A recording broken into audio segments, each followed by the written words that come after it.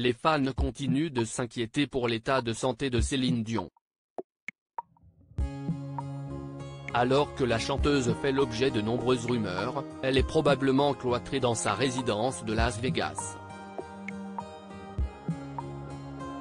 Si Stella Bacon avait pu la voir réapparaître malgré elle en photo, des images rassurantes car la diva se tenait sur ses deux jambes, malgré une vilaine rumeur.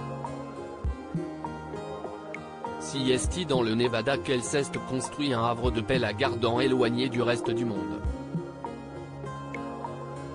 Depuis la mort de René Angélil, partie à 2 jours de ses 74 ans, l'interprète de Jireh Outuirazi partage son quotidien avec leurs 3 enfants, René Charles, 21 ans, et les discrets jumeaux Nelson et Eddie, 11 ans. Depuis le début des années 2000, Céline Dion a posé ses valises à Las Vegas après avoir quitté la Floride.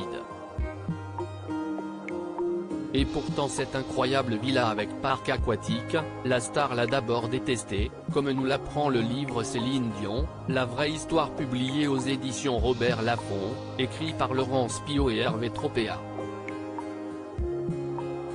Il s'agit de la plus petite qu'elle ait habitée.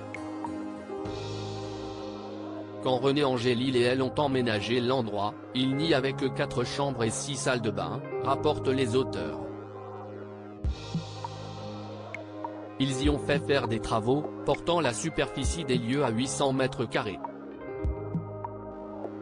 Ils ont par ailleurs fait installer une clim ultra perfectionnée qui préserve la voix souvent capricieuse de la star. Pourquoi Céline Dion a tant détesté cette demeure? Mais ce n'est pas sa taille qui a posé problème à Céline Dion. Si elle a d'abord détesté cette demeure, c'est parce qu'il y fait si chaud que les enfants ne peuvent même pas faire du vélo dehors. Véritable bunker, il est difficile d'y accéder. La villa fait en effet partie d'un groupe de somptueuses propriétés, véritable paradis pour milliardaires baptisé South Shore. La maison de la chanteuse d'Hymne Live, se situe à une demi-heure de voiture du Caesars Palace, et présentait ainsi l'avantage de permettre à Céline de continuer le show tout en veillant sur son mari, lorsqu'il était malade. Si dans cette somptueuse demeure, René Angélil est mort seul dans une immense pièce médicalisée.